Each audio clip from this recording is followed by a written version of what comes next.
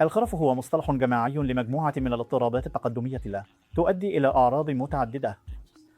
الأعراض لا تسبب فقط أعراضا معرفية، بل تسبب أيضا الكثير من الأعراض السلوكية والنفسية.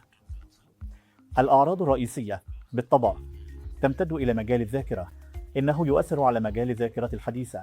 يصبحون نسيانين، ينسون الأحداث الحديثة، يكررون الأسئلة، يقولون نفس الشيء مرارا وتكرارا. هذه المجموعة من الأعراض هي ما يسمى بالخرف. لذلك بطرق أخرى هو متلازمة معرفية وسلوكية. ما مدى شيوع الخرف؟ لقد تبين أن الخرف يؤثر على حوالي 6 إلى 7% من إجمالي سكان المسنين في الهند، لذا فهو مرض شائع إلى حد ما. أكثر أسباب الخرف شيوعاً في جميع أنحاء العالم وكذلك في الهند.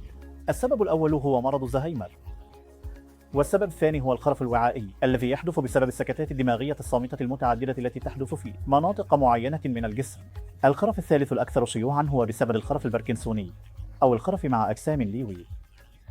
لذلك هذه هي أسباب الخرف. لذلك من المهم جدا أن يتم تحديد هذه العوامل في المراحل المبكرة ومعالجتها بشكل مناسب. يمكن منع حوالي 40 إلى 50% من خطر الإصابة بالخرف في وقت لاحق من خلال التعرف المبكر والعلاج المناسب لكل هذه الأمور. وهناك نوع معين من النظام الغذائي يسمى نظام ميد الغذائي. يتضمن هذا النظام الكثير من التوت، الخضروات، المكسرات، بعض المكسرات مثل الجوز التي تعتبر مهمة جدا، وتجنب الكثير من اللحوم الحمراء، والأطعمة المعالجة بشكل كبير، والأطعمة الغنية بالدهون. لذلك هذا التشكيل الخاص من العناصر الغذائية يشكل ما يسمى بنظام ميد الغذائي. وقد أظهرت الدراسات أن هذا النظام يمكن أن يمنع التقدم إلى الخرف أو الحالة التي تسبق الخرف، وتسمى الضعف الإدراكي البسيط. كيف نقوم بتشخيص الخرف؟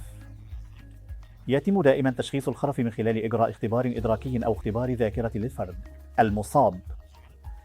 يتم جمع تاريخ بداية وتطور الأعراض من شخص مطلع، والذي يكون عادة أحد أفراد العائلة، ثم نقوم بإجراء بعض الاختبارات.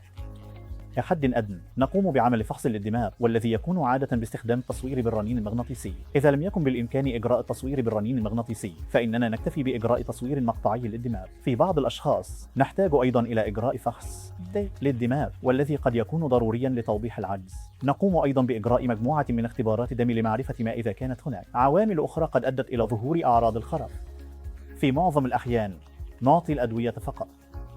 نادرا جدا إذا كان المريض يعاني من حالات جراحية قابلة للعلاج مثل زيادة السوائل في منتصف الدماغ، والتي تعرف باسم استسقاء الدماغ ذو الضغط الطبيعي، فسيتعين علينا إجراء عملية جراحية بسيطة تسمى تحويلة الطفل. ولكن في الغالبية العظمى من المرضى نقوم فقط بإعطاء الأدوية. لذلك يمكن تبني كل هذه العوامل للوقاية من الخرف أو الضعف الإدراكي البسيط في وقت لاحق من الحياة.